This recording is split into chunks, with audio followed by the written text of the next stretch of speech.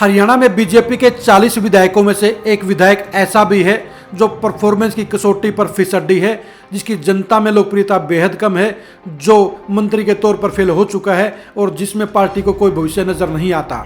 इन सारी कमियों के बावजूद वो विधायक अब चौथी बार चुनाव जीतने की तैयारी में जुटा हुआ है, यानी जीत की हैट्रिक लगाने के बाद वो जीत का चौका लगाने की मुहिम शुरू कर चुका है।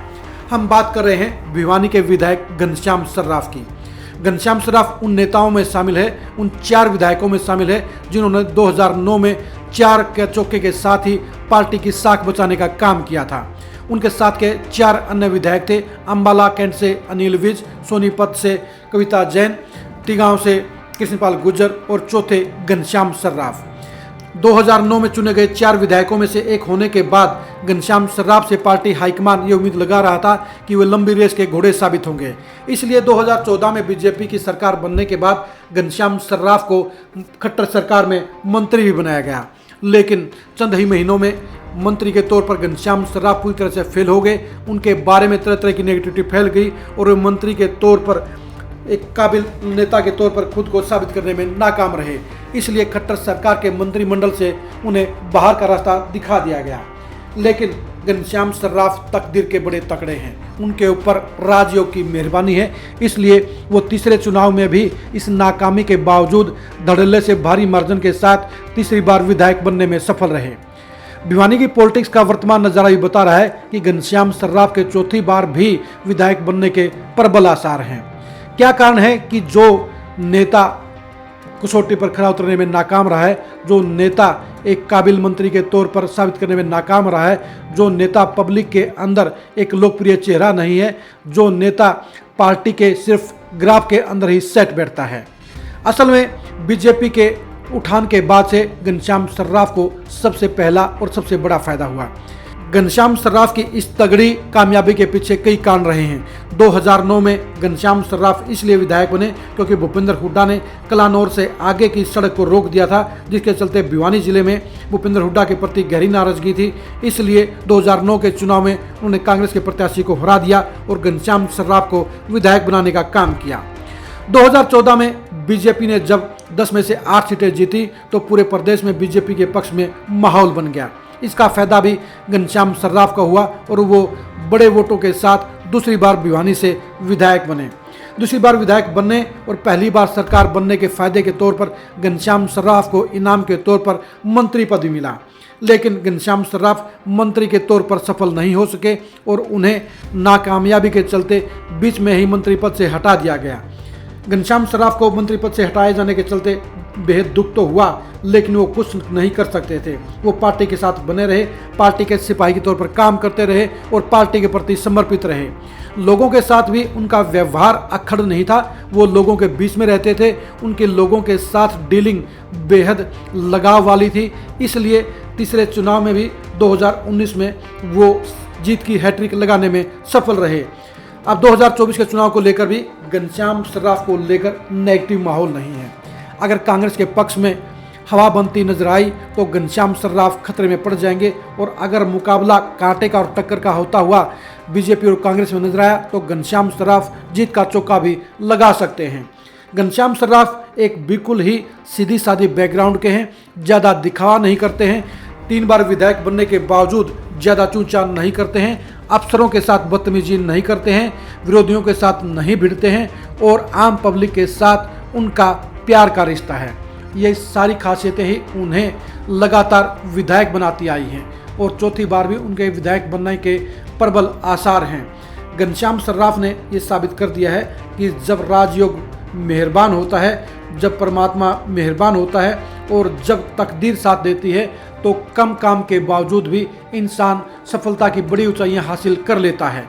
घनश्याम सर्राफ ने ऐसा कोई परफॉर्मेंस नहीं दी, घनश्याम सर्राफ ऐसे कोई तेज तर्रार नेता भी नहीं है, घनश्याम सर्राफ कोई जोड़ तोड़ के माहिर नेता भी नहीं है, लेकिन उन्होंने भिवानी की पॉलिटिक्स में खुद को चाणक्य के तौर पर स्थापित कर लिया है। वो भिवानी शहर की जनता के बीच में एक विधायक के तौर पर अपने आदमी नजर आते हैं, वो विधायक के तौर पर अपने विधायक नजर आते हैं। वो 3 बार से विधायक बनने के बावजूद जनता के बीच में अपने प्रति कोई नाराजगी पैदा नहीं करते हैं, वो हमेशा पॉजिटिव बातें करते हैं वो हमेशा लगातार जनता के लिए मौजूद रहते हैं। यही वजह है कि 3 बार विधायक बनने के बावजूद घनश्याम सर्राफ के खिलाफ अभी भी भिवानी में वोटरों के बीच में कोई नाराजगी नहीं है और वोटर उनको हटाने के लिए, हराने के लिए लामबंद नहीं वजह हैं। यही वजह है कि घनश्याम सर्राफ चौथी बार बीजेपी के टिकट पर जीत के प्रबल दावेदार रहेंगे। 2024 के चुनाव में जीत हासिल करके घनश्याम सर्राफ अनिल विज की उस कैटेगरी में शामिल हो जाएंगे जहां पर किसी एक नेता ने 4 बार लगातार चुनाव जीतकर अपना बड़ा रुतबा हासिल किया है। घनश्याम सर्राफ बेशक अनिल विज के करीब जा रहे हैं, लेकिन वो रुतबे में और पकड़ में वो चतुर नहीं है, वो बड़े तीखे नेता नहीं हैं, वो अधिकारियों को नचाने वाले नेता नहीं हैं और शायद इसीलिए वो मंत्री के तौर पर सफल भी नहीं रह पाए। लेकिन घनश्याम सर्राफ को इस बात का ज़्यादा मलाल नहीं है कि इनको बीच में ही मंत्री पद से हटा दिया गया। वो फील्ड की पॉलिटिक्स को समझते हैं, वो जनता की नब्ज को समझते हैं, वो एक आम नेता के तौर पर लोगों की मुश्किलों के बीच में, लोगों की ज़रूरतों के बीच में मौजूद रहते हैं।